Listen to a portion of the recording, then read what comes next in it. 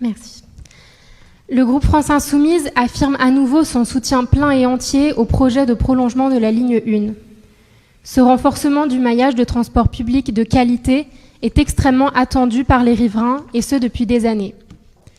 Ayant grandi dans le quartier des Rigolos, depuis que je suis petite, j'entends sans cesse parler de ce fameux prolongement du métro. Néanmoins, mes collègues m'ont indiqué très justement qu'en fait ce projet ne datait pas des années 90, mais bien des années 30.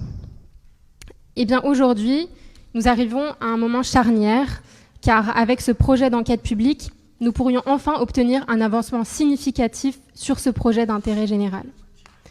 En effet, l'utilité de cette infrastructure est évidente. Les RER ainsi que les bus 118 et 124 sont quasiment saturés aux heures de pointe et il n'est plus possible d'en augmenter la fréquence qui est déjà maximale.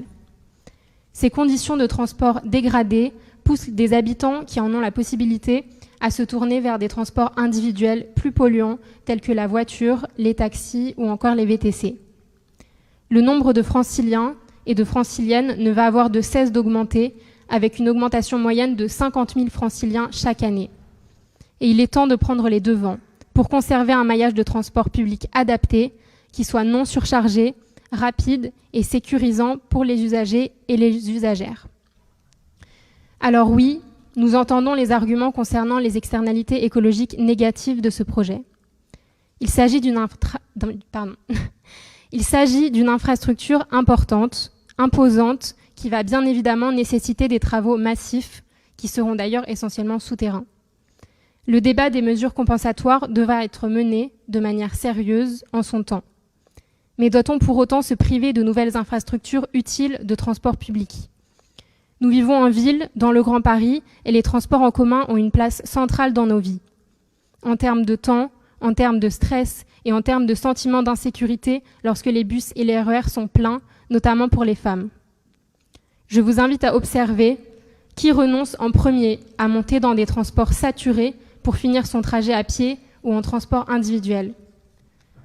Au-delà de simples observations, les dernières statistiques de l'Institut Paris Région sont accablantes.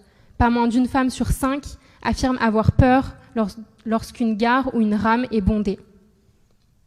Les prochaines semaines seront déterminantes pour savoir si ce projet se fera dans les prochaines années ou bien dans les prochaines décennies. Car oui, nous sommes persuadés que ce projet de prolongement du métro vers la banlieue Est va dans le sens de l'histoire et du progrès et qu'il se fera un jour. Alors autant que les Fontenaisiennes et Fontenaisiens puissent en profiter au plus vite, que ce soit directement en empruntant la ligne 1 ou en voyant son trajet habituel en bus ou en RER moins encombré. Nous demandons donc au Premier ministre la confirmation de son soutien à ce projet et nous demandons la tenue urgente de l'enquête publique.